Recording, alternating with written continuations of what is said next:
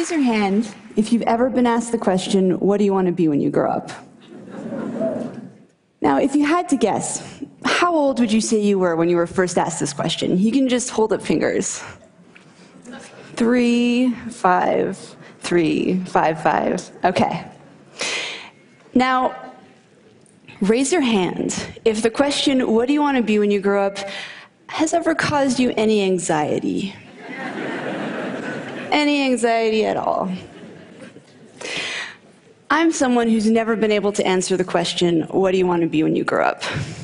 See, the problem wasn't that I didn't have any interests, it's that I had too many. In high school, I liked English and math and art, and I built websites, and I played guitar in a punk band called Frustrated Telephone Operator. Maybe you've heard of us.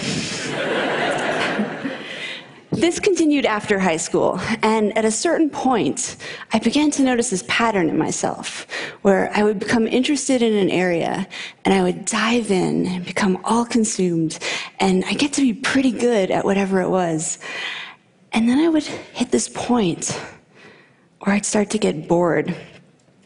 And usually I would try and persist anyway, because I had already devoted so much time and energy, and sometimes money, into this field. But eventually, this sense of boredom, this feeling of like, yeah, I got this. This isn't challenging anymore. It would get to be too much, and I would have to let it go. But then I would become interested in something else, something totally unrelated, and I would dive into that and become all consumed, and I'd be like, yes, I found my thing. And then I would hit this point again, where I'd start to get bored. And eventually, I would let it go. But then I would discover something new and totally different, and I would dive into that. This pattern caused me a lot of anxiety for 2 reasons. The first was that I wasn't sure how I was going to turn any of this into a career. I thought that I would eventually have to pick one thing, deny all of my other passions, and just resign myself to being bored. The other reason it caused me so much anxiety was a little bit more personal. I worried that there was something wrong with this, and something wrong with me for being unable to stick with anything. I worried that I was afraid of commitment, or that I was scattered, or that I was self-sabotaging, afraid of my own success. If you can relate to my story and to these feelings, I'd like you to ask yourself a question that I wish I had asked myself back then. Ask yourself where you learned to assign the meaning of wrong or abnormal to doing many things. I'll tell you where you learned it. You learned it from the culture. We were first asked the question, what do you want to be when you grow up, when we're about 5 years old. And the truth is that no one really cares what you say when you're that age. It's considered an innocuous question posed to little kids to elicit cute replies, like, I want to be an astronaut, or I want to be a ballerina, or I want to be a pirate. Insert Halloween costume here. But this question gets asked of us again and again as we get older in various forms. For instance, high school students might get asked what major they're going to pick in college. And at some point, what do you want to be when you grow up goes from being the cute exercise it once was to the thing that keeps us up at night. Why? See, while this question inspires kids to dream about what they could be, it does not inspire them to dream about all that they could be. In fact, it does just the opposite. Because when someone asks you what you want to be, you can't reply with 20 different things. The well-meaning adult will likely chuckle and be like, oh, how cute, but you can't be a violin maker and a psychologist. You have to choose. This is Dr. Bob Childs. And he's a luthier and a psychotherapist. And this is Amy Ung, a magazine editor turned illustrator, entrepreneur, teacher, and creative director. But most kids don't hear about people like this. All they hear is that they're going to have to choose. But it's more than that. The notion of the narrowly focused life is highly romanticized in our culture. It's this idea of destiny, or the one true calling. The idea that we each have one great thing we are meant to do during our time on this earth, and you need to figure out what that thing is and devote your life to it. But what if you're someone who isn't wired this way? What if there are a lot of different subjects that you're curious about and many different things you want to do? Well, there is no room for someone like you in this framework. And so you might feel alone. You might feel like you don't have a purpose. And you might feel like there's something wrong with you. There's nothing wrong with you. What you are is a multi-potentialite.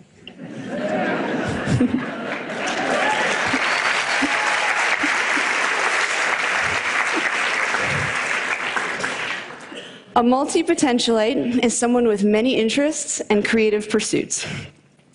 It's a mouthful to say. It might help if you break it up into 3 parts: multi-potential and ite. You can also use one of the other terms that connote the same idea, such as the polymath, the Renaissance person. Actually, during the Renaissance period, it was considered the ideal to be well-versed in multiple disciplines. Barbara Scher refers to us as scanners. Use whichever term you like, or invent your own. I have to say, I find it sort of fitting that as a community, we cannot agree on a single identity. It's easy to see your multi-potentiality as a limitation or an affliction that you need to overcome. But what I've learned through speaking with people and writing about these ideas on my website is that there are some tremendous strengths to being this way. Here are 3 multi-potentialite superpowers. 1, idea synthesis.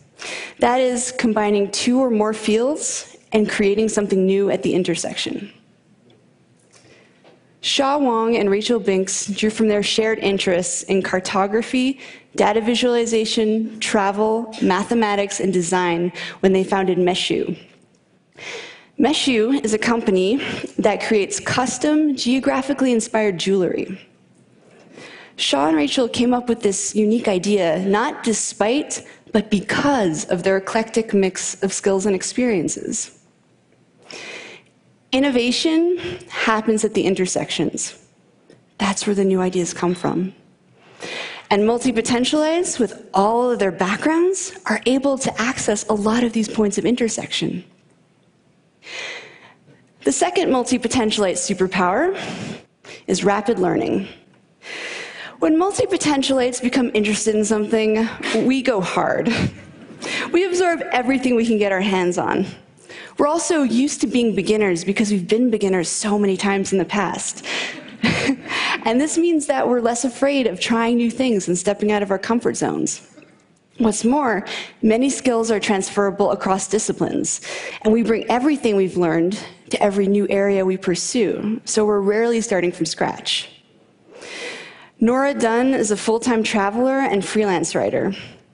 As a child concert pianist, she honed an incredible ability to develop muscle memory. Now she's the fastest typist she knows. Before becoming a writer, Nora was a financial planner. She had to learn the finer mechanics of sales when she was starting her practice, and this skill now helps her write compelling pitches to editors. It is rarely a waste of time to pursue something you're drawn to, even if you end up quitting. You might apply that knowledge in a different field entirely, in a way that you couldn't have anticipated. The third multi-potentialite superpower is adaptability. That is the ability to morph into whatever you need to be in a given situation. Abe Cahuto is sometimes a video director, sometimes a web designer, sometimes a Kickstarter consultant, sometimes a teacher, and sometimes apparently James Bond. He's valuable because he does good work. He's even more valuable because he can take on various roles depending on his client's needs. Fast Company magazine identified adaptability as the single most important skill to develop in order to thrive in the 21st century. The economic world is changing so quickly and unpredictably that it is the individuals and organizations that can pivot in order to meet the needs of the market that are really going to thrive. Idea synthesis, rapid learning, and adaptability. 3 skills that multi-potentialites are very adept at, and 3 skills that they might lose if pressured to narrow their focus. As a society, we have a vested interest in encouraging multi-potentialites to be themselves. We have a lot of complex, multidimensional problems in the world right now, and we need creative, out-of-the-box thinkers to tackle them. Now, let's say that you are, in your heart, a specialist. You came out of the womb knowing you wanted to be a pediatric neurosurgeon. Don't worry, there's nothing wrong with you either. In fact, some of the best teams are comprised of a specialist and multi-potentialite paired together. The specialist can dive in deep and implement ideas, while the multi-potentialite brings their breadth of knowledge to the project. It's a beautiful partnership. But we should all be designing lives and careers that are aligned with how we're wired. And sadly, multi-potentialites are largely being encouraged simply to be more like their specialist peers. So with that said, if there is one thing you take away from this talk, I hope that it is this. Embrace your inner wiring, whatever that may be. If you're a specialist at heart, then by all means specialize. That is where you'll do your best work. But to the multi-potentialites in the room, including those of you who may have just realized in the last 12 minutes that you are one, to you I say, embrace your many passions. Follow your curiosity down those rabbit holes. Explore your intersections. Embracing our inner wiring leads to a happier, more authentic life. And perhaps more importantly, multi-potentialites. The world needs us. Thank you.